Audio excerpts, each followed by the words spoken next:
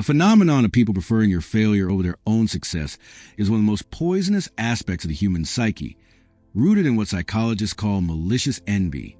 To understand this, we have to look past simple jealousy. Jealousy says, I want what you have. Malicious envy says, I don't even want what you have. I just want you to lose it. This is a defensive maneuver of a fractured ego. When someone sees you succeeding, your progress acts as a giant spotlight shining directly on their own stagnation. They don't want to do the hard work of climbing the mountain themselves. So the only way they can feel level with you is to pull you back down into the mud. This is a crab mentality in its purest psychological form. In a bucket of crabs, when one tries to climb out, the others will reach up and pull it back down, ensuring that if they must stay in the trap, everyone must stay in the trap. People would rather be equal in misery than inferior in success. This is because human beings are wired for social comparison. We don't judge our status by an absolute standard. We judge it by looking at the person next to us. If you rise, their relative status drops. To them, your success feels like a personal attack on their worth. By rooting for your failure, they are trying to protect themselves from the painful realization that they are the ones standing still. At the core of this is the Cain archetype. In the primal story of the two brothers, Cain doesn't just want Abel's favor. He wants to destroy the person who makes him feel inadequate in the eyes of the divine or the world. Envy of this level is an evil eye that seeks to wither anything that grows too tall. When someone has everything but still feels empty, they often look for someone to blame. If they see you building a life of meaning while they sit in a golden ghost of hollow success, they will resent your vitality. They would rather see you lose your light than find their own, because finding their own light will require admitting they were wrong about how they lived their life. This is also a form of psychological laziness. It is far easier to gossip, sabotage, and pray for someone's downfall than it is to engage in the brutal discipline of self-improvement. People choose this evil because it provides a temporary high of superiority without the work. They feel a sense of schadenfreude, joy in the misfortune of others, because your failure validates their choice to be average. When you fail, they can tell themselves, "See, I told you it wasn't possible. I told you he wasn't that special." Your failure becomes their excuse to stay exactly where they are. Furthermore, we have to address the zero-sum mindset. Many people believe that there's a limited amount of winning available in the world. In their minds, if you are winning, you must be taking a win away from them. They don't understand that success is a creative process, not a pie with limited slices. Because they view life as a competition for a shrinking pool of resources, they see your success as their direct loss. This leads to a state of chronic resentment. They aren't just watching you. They are stalking your progress, waiting for the one mistake that will prove you are just as broken as they are. This is why a man is often best when he is single and sovereign. When you are tethered to a group or a partner who suffers from this envy, they will subconsciously sabotage your growth to keep you relatable. They want the version of you that they can control, not the version that outgrows them. True sovereignty means moving far enough away from the noise of envious people that their opinions no longer have gravity. You have to realize that when people want you to fail, they aren't actually fighting you. They are fighting the mirror you represent. They are trying to smash the mirror so they don't have to see their own reflection. Ultimately, you must develop outcome independence. You cannot control the envy of others, but you can control how much access they have to your life. The higher you climb, the more evil eyes you will attract. This is the tax of excellence.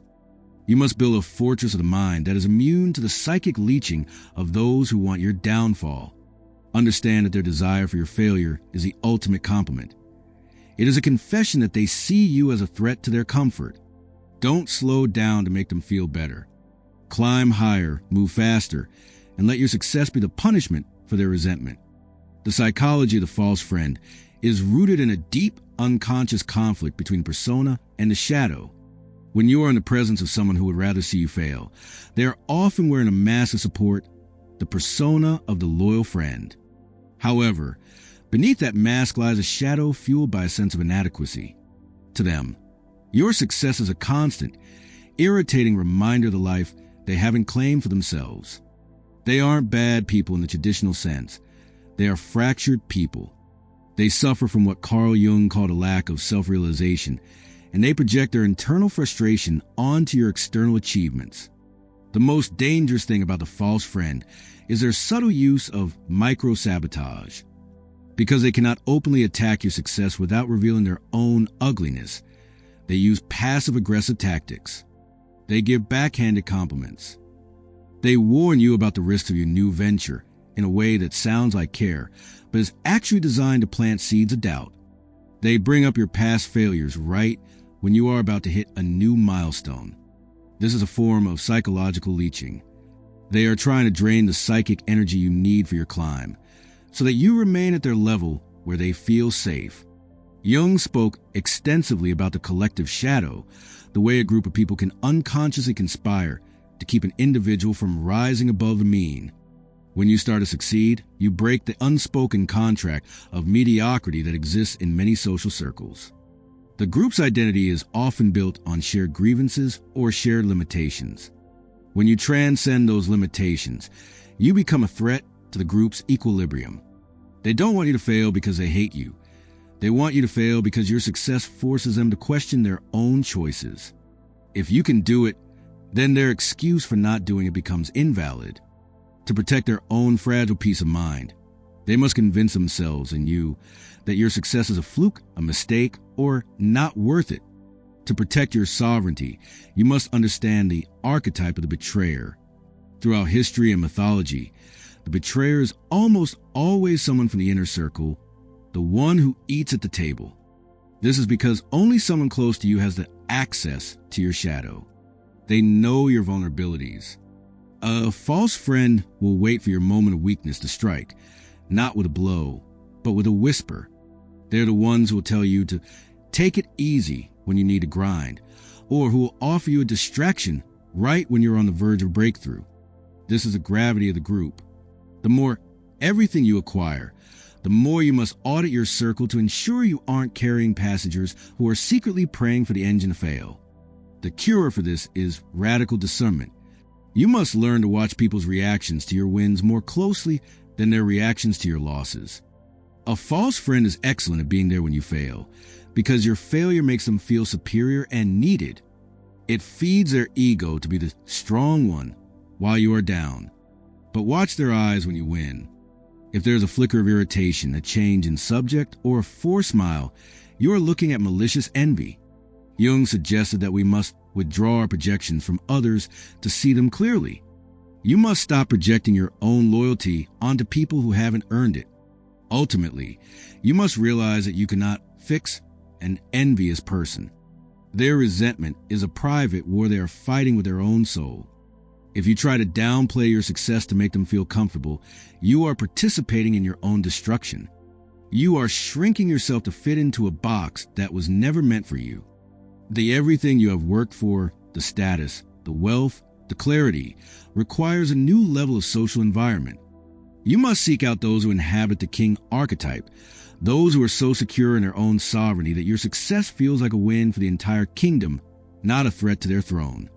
True power is the ability to walk away from anyone who requires you to be less than you are. As you climb, your circle will naturally get smaller, but it will become stronger. The emptiness of having everything is often just a silence left behind when you finally stop listening to the opinions of those who never wanted you to have in the first place. When you surround yourself with sovereign peers, the envy of the world becomes nothing more than background noise, a confirmation that you are finally living a life worth envying, but more importantly, a life worth living.